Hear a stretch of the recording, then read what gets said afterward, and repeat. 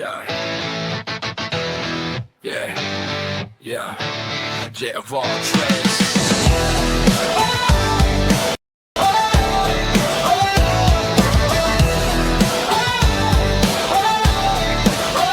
They said pick a lane, slow it down, choose one thing. On my mind's a skyline, every light got a dream. I wear many faces, still the same old name. Every skill I gather adds fuel to the flame. From the desk to the grind, from the art to the plan. I'm building something bigger than they understand. Call me scattered, call me bold, call me strange. I just call it growth every time I change. I'm not lost, I'm laid, not confused, just created. Why be one note in a world so wide?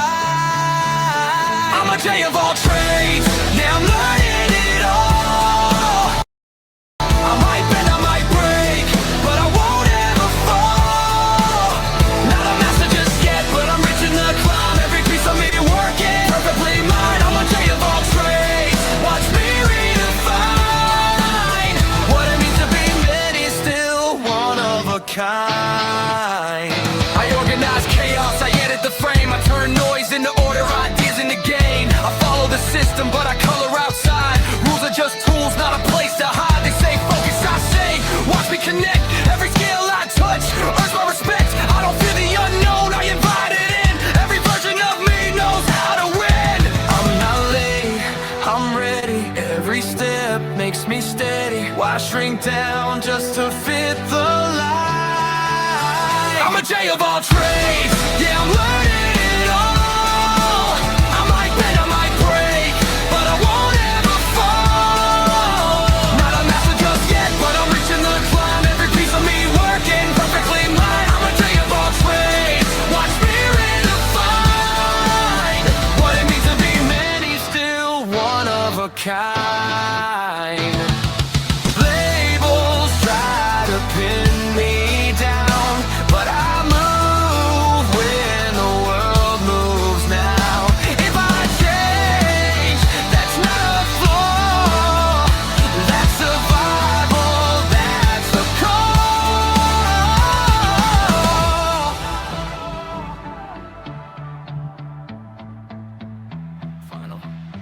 Final. I'm a J of all trades. Hear my name in the sound of a future self-built from the skills I've found. I don't need permission, I don't need a sign. I'm becoming myself in real time. Yeah, J of all trades. In this life, I'm making it mine. Oh, oh, oh,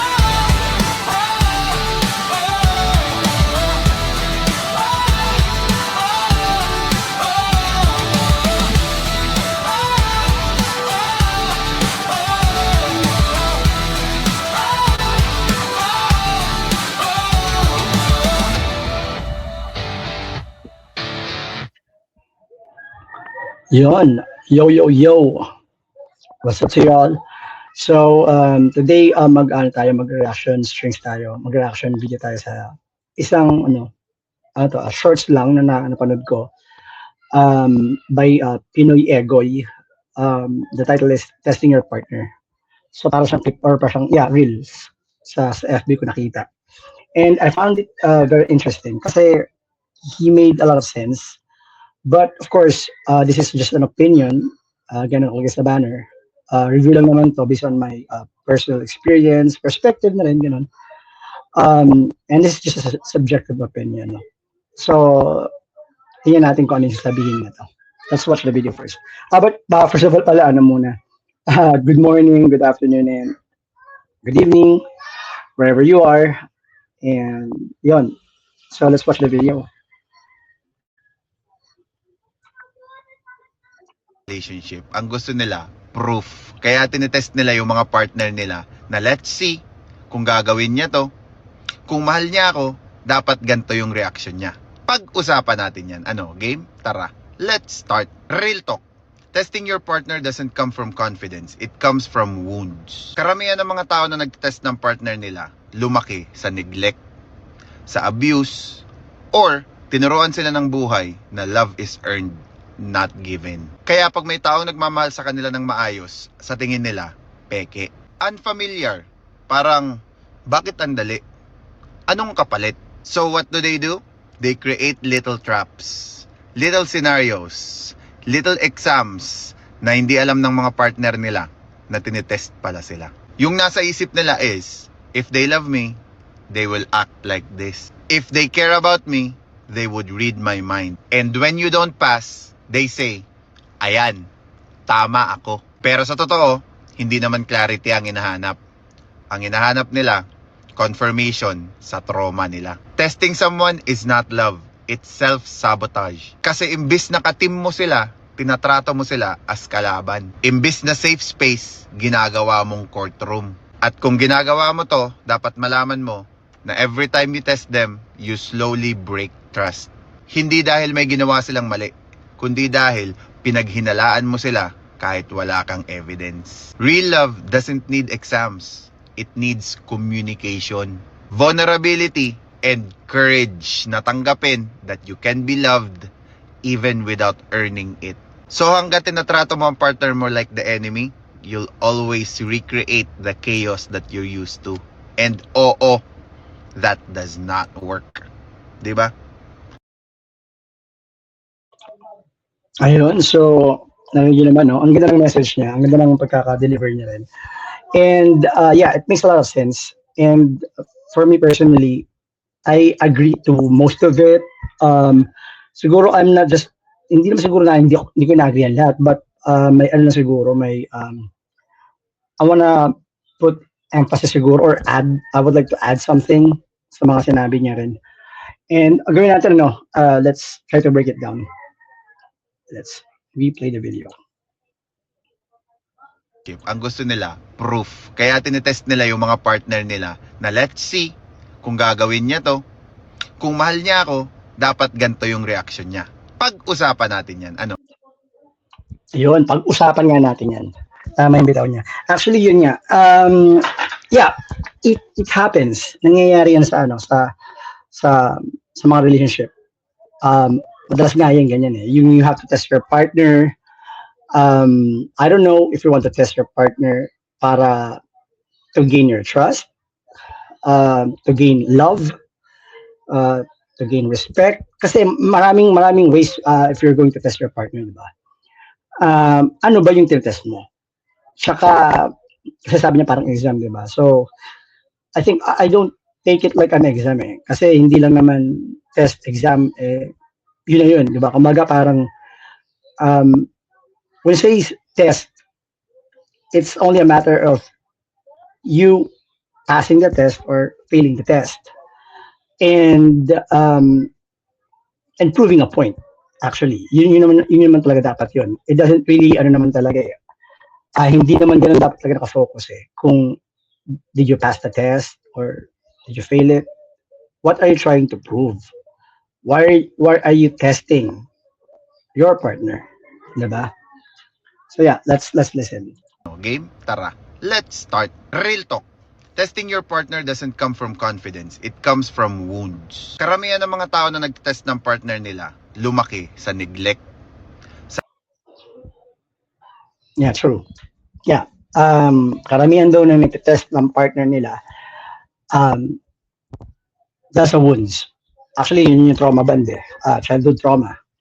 And lumaki daw sila sa neglect and sa abuse. Yes, partly. That's a major factor. Siyempre, lalo na pag hindi maganda yung childhood mo, di ba? And you always feel like you're being left out or yung nga, na-ignore ka. I don't know, defense mechanism, siguro, ng tao yan, na parang, since hindi ganong kaganda yung childhood mo and you have childhood trauma, of course, you have to, like, barricade yourself, put a defense, na kailangan, lahat na papapasok mo sa circle mo, so they need to pass the test. Somehow, di ba? Ganun yung ginagawa. And, kasi, dito kasi, pagkakasabi ni Pinoy Ego is like, testing your partner is not really a good thing. Yes, I agree to most of it. Kasi, depende naman kung ano ba yung test mo. For example, scenario-based, test mo ba na, for example, cheater ba yung partner mo? Are you trying to test him? Are you setting up the stage to get him caught. Ikaw ba talaga, parang in-orchestrate mo ba yun? Pag ganun yung ginawa mo, is like, pasaka di maganda yun. Di ba? Kung mahinala ka, you don't have to, to i-orchestrate yun or gawin yun talaga, ipain siya doon. Might as well try to observe. Kasi ako naniniwala nga ako sa ano eh. Again, like kung binabanggit ko sa to intention, napakalagay yan. Well, it always boils down to intention. Ano bang intention ng tao? Diba? Kung itetest mo siya just to prove you're right and he's wrong, and I think it's not a good thing, diba? But if you're trying to test him to prove a point that something's wrong that may affect the relationship, and pag you can use that as a proof para pag nag-usap kayo, you don't have to to nail your partner, di ba? Okay, i-blame siya dahil nga sa ganon. Just have that as a proof na lang na parang dahil sa ginawa mo yan, ito yung nangyari, di ba? You don't have to really orchestrate the kumbaga parang yan mo lang siya na gawin niya yung gusto mo. Gusto niya, for example, paalam siya, lalabas daw siya, wala daw babae doon, whatsoever, mga ganun tipo ba. And then, all you have to do is just to agree. In that way, you're somehow testing him. You're giving him your trust na hindi sisirain yun.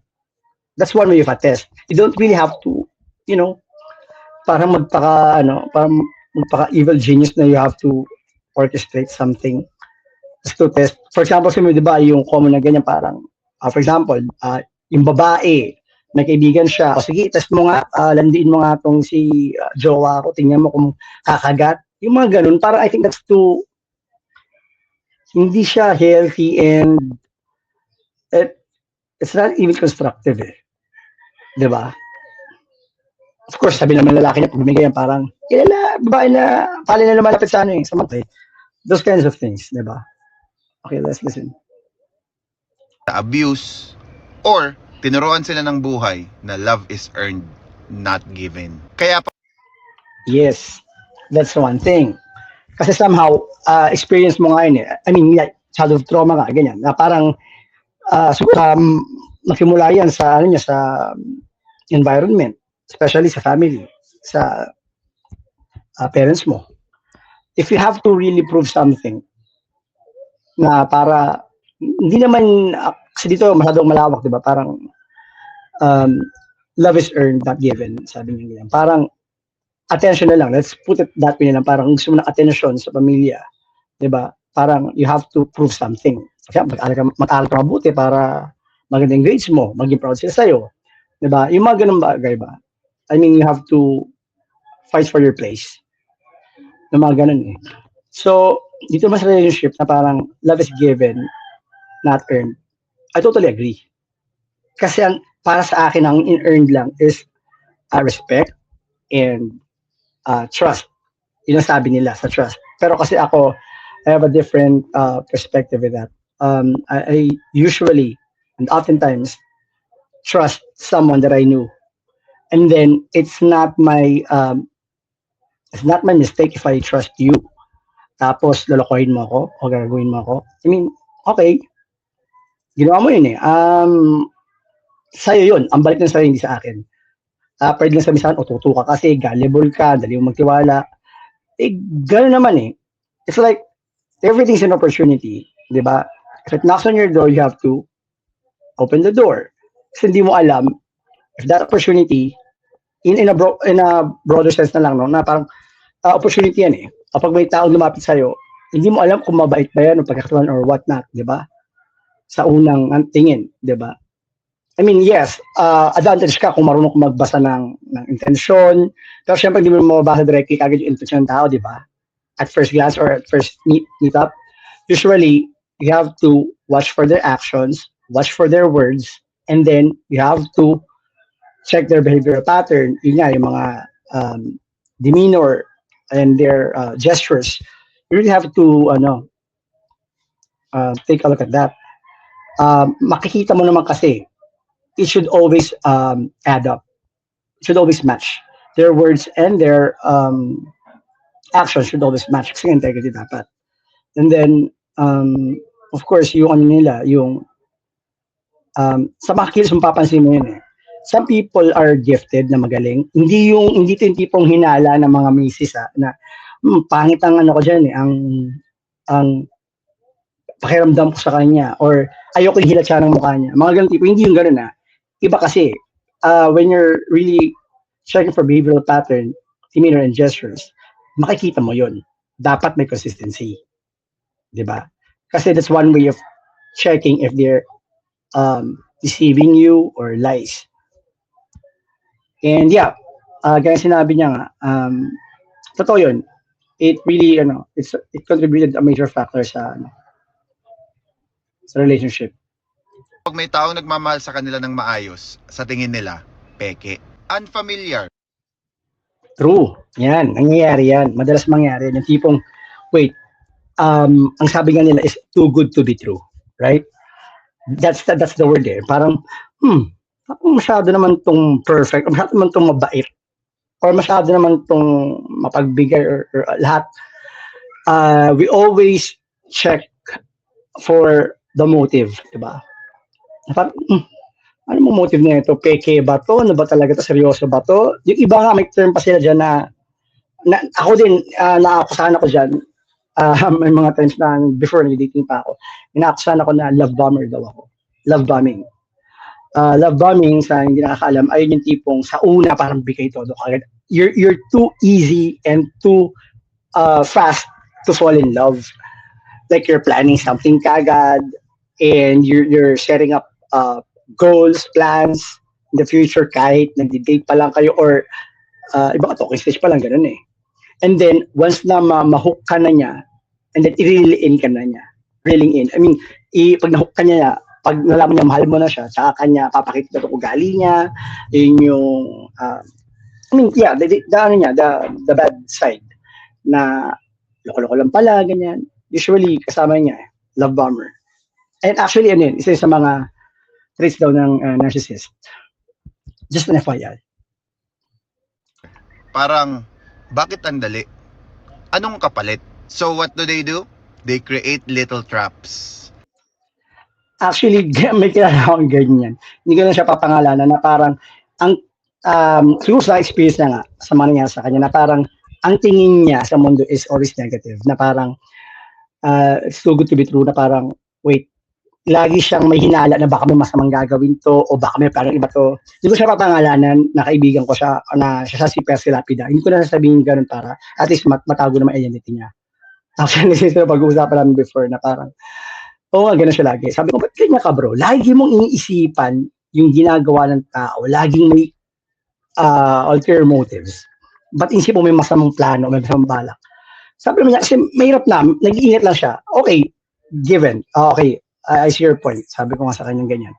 Pero syempre, kung laging ganun tingin mo, nakikita ko naman, pinapapasok mo yung mga tao sa buhay niya. Kaso nga lang, kung laging masama ang tingin mo sa isang tao, hindi lang siya ang nahihirapan magkaroon kayo ng connection eh. Pati ikaw. Kasi meron kang wall eh. Diba? Yeah, I don't advise him na parang trust people, parang ako trust easily. And then, pag nagka-problema, it's their fault. Diba? Of course, syempre, madadamagean ka pa rin. At the end, diba? But, ganun nga eh. That's how life goes eh. Diba? Hindi ka naman porket nadapa ka sa beses, maglulupasay ka na doon. O higa ka na doon. Maging komportable ka na doon sa pagkadapa mo. You have to stand up. You have to learn from it. Yung iba nga, may quote nakalimutan ko lang.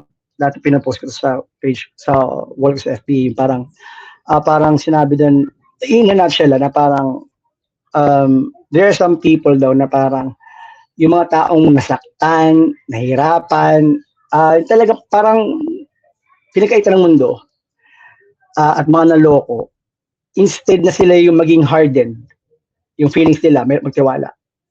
Sila pa daw minsan, yung ayaw maging bato o maging hardened sa ibang tao kasi ayaw nila yung ganung feeling. Dahil naranasan nila, ayaw nila maranasan ng ibang tao. 'Di ba? Nakakatuwa yung ganun. 'Di ba? Okay, let's continue. Little scenarios, little exams na hindi alam ng mga partner nila na tinetest pala sila. Yung nasa Yun, exactly. Na parang tinetest daw sila. Hindi alam ng partner nila. So, syempre, magpapatest ka ba? Kahit lang, scenario sa school, magpapatest ka ba na alam mo na yung sagot? Isa may mga surprise test pa, di ba? May mga surprise quizzes. Kasi that's the purpose of it. Kailangan may element of surprise. Di ba? Kailangan may mystery. Hindi pwedeng magpapatest ka na parang alam mo na yung test. Magbibigay ka ng, pointers, that's good. Pero, kasi, ano kasi yung purpose nga ng test? To begin with. Yung iba, nagkikreate pa daw ng scenarios. Sabi niya, di ba? Nagkikreate pa raw ng their exams. Kasi kung yun nga, sinabi ko kanina, if your point is just to prove that you're right, na tamang hinala mo sa isang tao, sa partner mo, at mali siya, and then, you're doing it wrong. Totally. But if you're just trying to prove a point na para masabi mo sa kanya and maiwasan at maayos, yun ang mas talagang purpose ng dapat eh. You're always eyeing for fixing things. Always to work it out. Alright, let's continue. isip nila is, if they love me, they will act like this. If they care about me, they would read my mind. And when you don't pass, they say, ayan, tama ako. Pero sa totoo, hindi naman clarity ang Exactly. Yun na nga yun. Actually, ganyan nga yun. Una-una, nakakatawa nga eh. Usually, mas common to daw sa mga babae na parang, ganda yung mga babae na parang hindi nila sasabihin upfront kung ano yung sabihin. You have to, kailangan mahalata mo, mapansin mo yun. Kaya nga sabi nga, di ba nila na may mga, parang mga jokes na parang, kailangan nyo na manghuhula. Di ba? Yung mga tampo-tampo nila, dapat mahulaan mo kung ano problema. Lalaki daw naman, commonly, naisip nila parang, laging walang muang, wala alam kung ba't ganun mag-act yung babae. Ba't nagtampo? May nasabi ka ba? Minsan may mga ganun, di ba? Pero kasi, again, ang nakaano naman niya sa emotional quotient or EQ. Pag ang tao mataas ang EQ or may EQ siya, alam niya yun. Kasi ganun nga yung emotional quotient eh. Dapat may pagka-empath ka. May empathy ka. Dapat ramdam mo yung surrounding mo. Ramdam mo yung tao. It takes practice and kailangan, bukod sa cautious ka niyan. And you have to be conscious din sa paligid mo. Dapat aware ka. You have to be aware na parang, shit, ito yung ginawa ko eh. Baka na-offend siya dito. And if you're really communicating and listening to your partner, you should know. Alam niyo na dapat yun. Di ba sabi nga na may kasabihan na parang, panagsama kayo sa bahay, sa isang bubong. Sobrang magkakilala na kayo. Sobrang familiar na kayo sa isa. Alam mo na yung routine niya, alam mo na yung behavior na, bakit siya nagalit, bakit nag-change yung mood niya. Dapat matik yun, di ba? Without even talking. Sometimes kaya, simple gesture, simple sign, you would know, ay, ayaw niya to, or mali itong ginawa mo. Di ba? Kasi alam mo na, gano'n na kayo ka-familiar sa isa't isa. Hindi na kailangan pang isang sabihin, di ba? Alright, let's continue.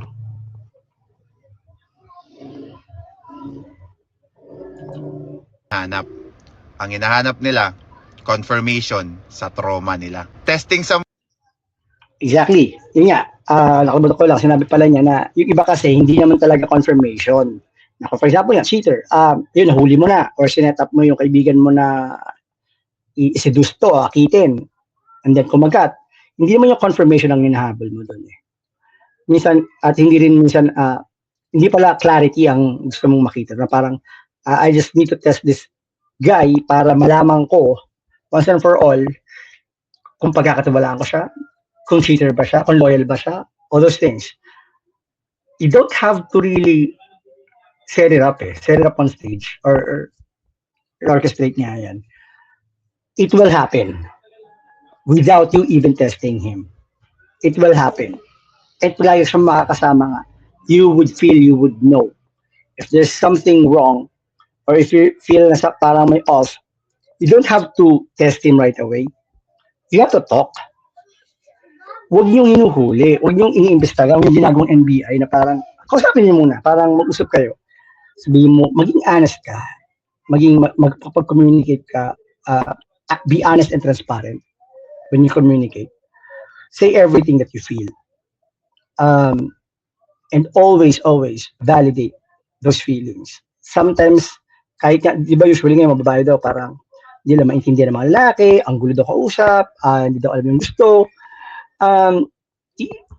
Even so, na parang sometimes it doesn't make sense. You just have to hear them. You just have to hear, you have to, sometimes hindi nila sinasabi yung exact words.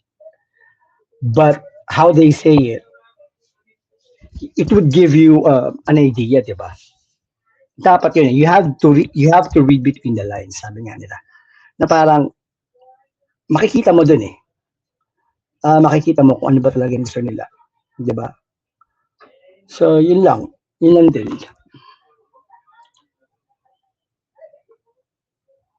Someone is not love. It's self-sabotage. Kasi imbis na katim mo sila, tinatrato mo sila as kalaban. Imbis na safe space, ginagawa mong courtroom. Iyon. Maganda sinabi na yun.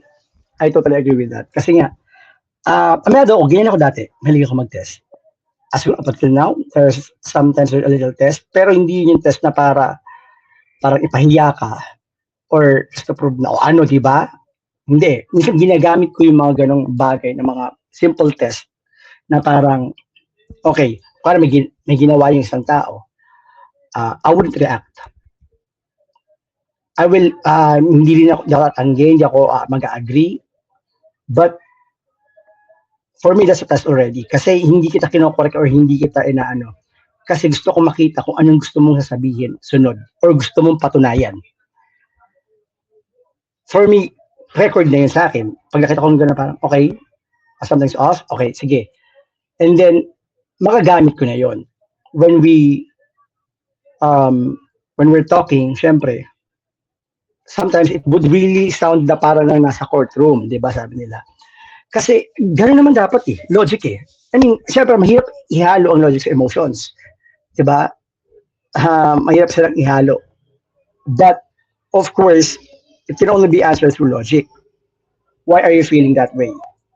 Bakit mo feel na ganyan ka? Ganyan yung pinaparamdam ko. Siyempre, kailangan mong i-resolve yun. In a most logical way possible. Hindi lang basta pwedeng, basta, ganyan, diba? You really have to talk. You really have to say your piece, your problem, kung ano man yung dilemang nararamdaman mo. Huwag mong ipahula. And of course, pag ikakaroon na syempre, ayaw mo. Kasi gano'n naman talaga ang pag-uusap ng isang relasyon. May masasaktan dyan. It can be both. And most of the time, both dapat. Kasi, if you're both hurt dahil sa mga indifferences, kasi magkakaiba yung perspective eh. You're two different people, two different upbringing na pinagsama. Of course, normal mag-away. Normal magkaroon ng discussion at arguments. But the thing is, may isa akong napanood ba na hindi ko lang nakuha. Ang sabi nila doon, ang sukatan ng relationship, it's not yung tagal ng pagkasama, it's not yung gano'n kayo magkasundo. Ang main important or key factor ng isang relationship, for a successful relationship to last is your mindset should always be, what am I going to do to work things out? Yung mind mo dapat lagi nasa, let's work it out. Let's fix things. Let's work it out. Kahit magalit ka, magwala ka, magdiskusyon kayo dyan, and most of the time, may mga masakit na salita, di ba? There are truths, there are bintang, hinala, overthink, those kinds of things. Masasakit. sabi ko nga kung pas kayo nasaktan, it only means something. You have feelings, di ba? Kasi sabi nga nila, hindi naman daw sabi nga, may kasabihan di ba na parang, the more you hate, the more you love. For me, it's like you only hurt the ones you love.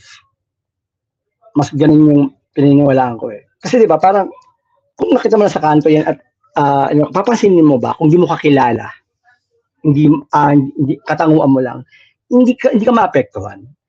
Sabi nga nila yung isang mga kasabihan din na parang it's not the water, it's not the ocean who sinks the ship, it's the water that gets into the ship that sinks the ship. Diba?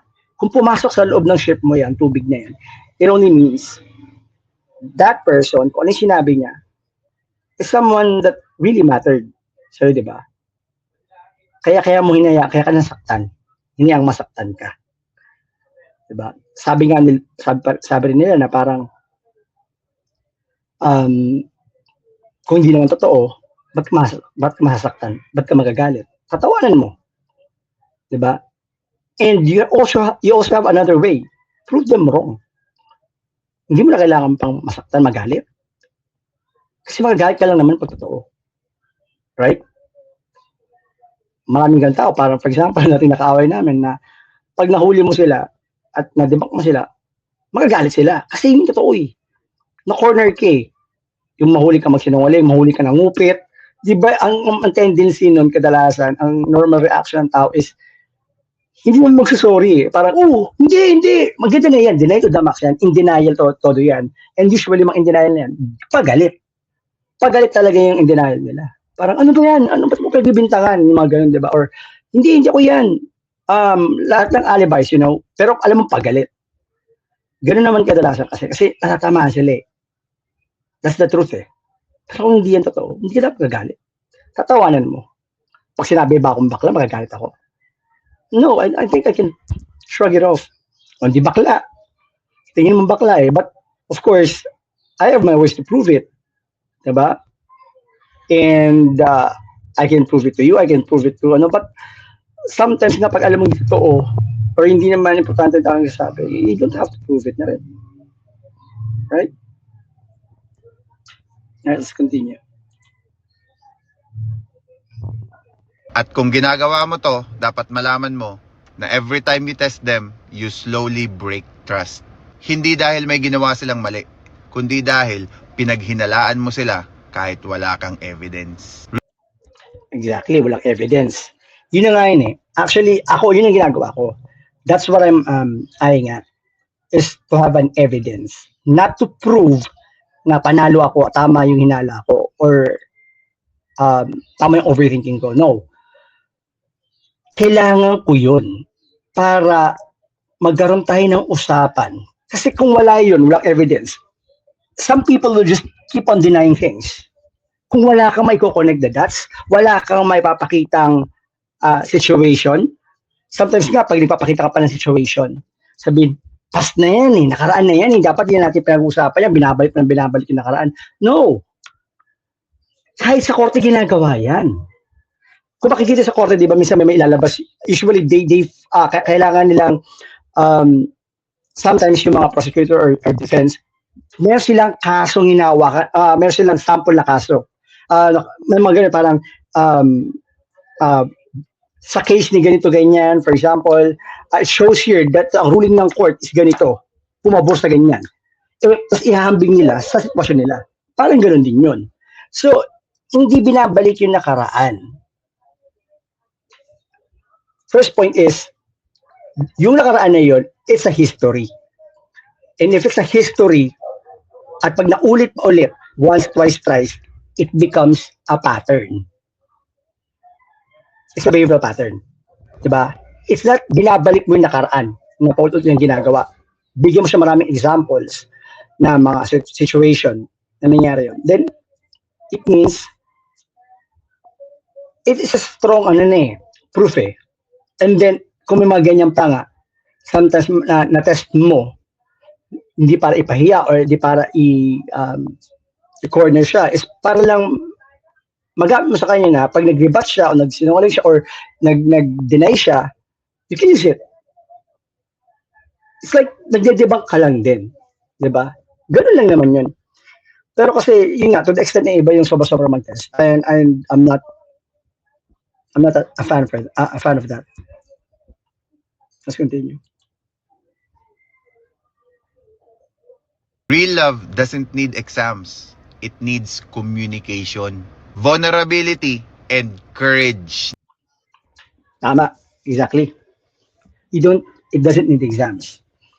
You don't have to test someone if he or she is worthy of your companionship, love, if he or she is worthy of your trust, respect. No. Kasi hindi mo naman alam yun eh. Ako usually what I do is, I give my default, my all. Default ko, all. And then, of course, syempre, doon mo na ma-scratch yung parang, ops, hindi pwedeng ganito, hindi pwedeng ganyan. Kasi, hindi nagmamatch eh. Para nauhulma mo siya in a way. And, gano'n naman eh. Trial and error. Kasi hindi mo pwedeng yung gusto mo lang at yung masusunod ko at yung gusto ko. Ay, ganito na ako eh. Yung iba magsasabi, ganito na ako eh. Lumaki akong ganito, gagawin ko, ganito na ako eh. No. Kasi pag gano'n ka magdahilan, hindi ka pumasok sa relationship para tanggapin ka nila ng buo. Swallow ka nila na parang, kung ano na to, ito, akin ka na. Bonus lang daw yung magaganda. No. Relationship is a very, very hard work. You have to commit. You have to, what do you call this? Compromise. Diba? And sabi pa nga nila, just to share na rin, na parang, just to add, ang relationship hindi naman siya parang, sabi nila 50-50. I guess most of you will agree. Sa relationship, sa mag-asawa, 50-50 yan. Sabi nila. Kasi nga, it takes two to tango, right? Of course. Kasi nga, pagiging one way na, ang sa relationship na parang, ikaw lang lagi umaamol, ikaw lang lagi nag-aabol, or ikaw lang laging ganyan. And then, na-neglect ka. You don't have to stay with that kind of relationship kasi ikaw lang nag-work eh. Relationship is two people, your goal is to be one. Working together as one. Mahirap yun kasi nga, two different individuals kayo, ibang, iba yung environment na kinalakihan nyo, bringings, ugali, di ba? But if your goal is, kung ito umalim yung tao, is you really have to work for it. No matter what. There's a commitment eh. Ito. Ang commitment kasi, there's 3 types of commitment. First commitment is, I'll try. Second level of commitment is, I'll do my best. Diba? Oh, okay na yun. You do your best. Sa pakinggan. But, ang pinakamagandang, pinakamataas na level of commitment is, I'll do whatever it takes. No matter what. Dapat ganun ang commitment. Especially if you're telling to someone na mahal mo siya.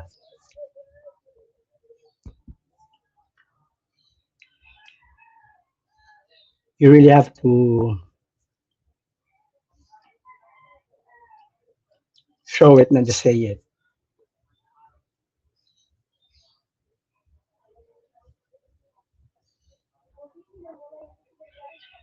Now, there are things that we say sometimes na parang wala daw integrity kasi hindi mo nagagawa. But of course, yung bagay na yun, yung commitment. And syempre, kung paisa kayo ng goal, na mahal nyo talaga isa't isa, you really have to work for it. Work hard. And again, mabalik ko lang, wala ako sa topic ng about sa relationship do dapat 50-50. For me, it's not. But it should be two of you working pa rin. There are times na yung isa can do 80%, the other one can do 20%. There are times that they'll be 70-30, 10-90. Pag okay, 50-50. Hati pa rin naman yun eh. Hindi lang equally. Kasi kung ipipilit mo equally, now we have to meet halfway. Then, siguro, I don't know, too much love for yourself, for your, sa ano mo, sa prinsipyo mo. Di ba sabi nga na love defies everything? Di ba? You can do, I mean, sabi nga ni Will Smith, nung nasampal niya si Chris Rock, di ba?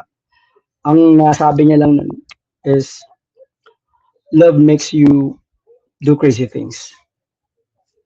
Right? Sometimes, unimaginable things. Di ba nakakapatay eh. You do those things kasi, wala eh. Tinamaan ka, di ba? Alright, let's continue. Natanggapin that you can be loved even without earning it. So hanggat tinatrato mo ang partner mo like the enemy, you'll always recreate the chaos that you're used to. And oo, that does not work. 'Di ba? Yun sinabi, di ba? As long as, kahit hindi mo ipakita, meron kang duda na parang, kalaban tingin mo sa kanya. And if you're collecting evidences, or especially that testing, yung test mo test, para may mga panglaban ka, may pambala ka, or you're keeping scores, madalas yan sa magrelasyon eh, you're keeping scores, na ikaw yung panalo, ikaw yung tama, ikaw yung argument yung tama. Once you keep the scores, wala. Isa yan sa mga sign ng fall down ng isang relationship.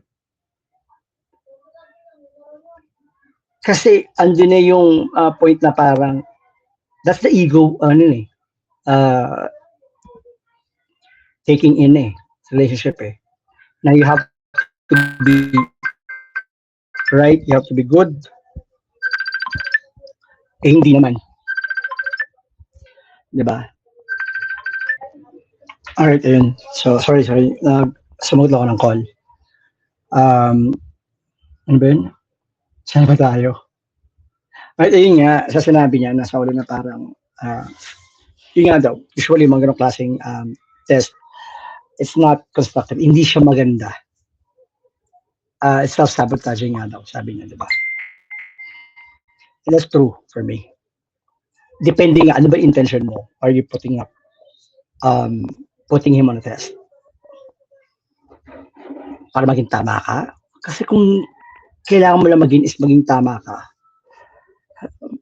that's your ego. Hindi naman paramihan ng tama or keeping score sa isang relasyon.